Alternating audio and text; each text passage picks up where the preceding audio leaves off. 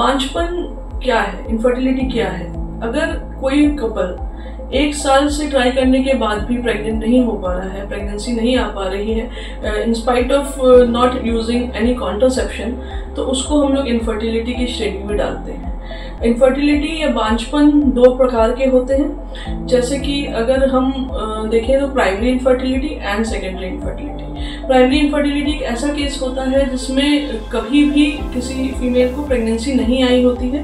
1 साल ट्राई करने के बाद भी अगर किसी को कभी प्रेगनेंसी नहीं आती, पहली बार कभी भी प्रेगनेंसी नहीं आई होती, तो उसको हम लोग प्राइमरी इनफर्टिलिटी में डालते हैं। और सेकेंडरी इनफर्टिलिटी ऐसी एक स्थिति होती है जिसमें अगर प्रेगनेंसी पहले आ चुकी है, उसके बाद भी 1 साल ट्राई करने के बाद फिर से कोई प्रेग्नेंट नहीं हो पा रहा है, तो उसको हम सेकेंडरी इनफर्टिलिटी में डालते हैं। तो ये प्राइमरी और सेकेंडरी इनफर्टिलिटी हो गए। और अगर देखें आजकल के सिनेरियो में, age is a very important factor for female patients. तो अब इनफर्टिलिटी को हम ऐसे भी डिफाइन करते हैं कि अगर 35 ईयर्स प्लस पे आप ट्राई कर रहे हो 6 महीने के लिए और फिर भी आपको प्रेगनेंसी नहीं आई विदाउट एनी कॉन्ट्रासेप्शन यूज और एनीथिंग, तो फिर उसको भी हम इनफर्टिलिटी की ही श्रेणी में डालते हैं। तो अगर आपको ऐसा लगता है या आप कभी इस प्रॉब्लम से डायग्नोज हुए हैं, तो अब आपको आगे अपने किसी अच्छे फर्टिलिटी स्पेशलिस्ट या हमारे डॉक्टर KNS IVF सेंटर पे आके इसका एक अच्छा ट्रीटमेंट लेना चाहिए,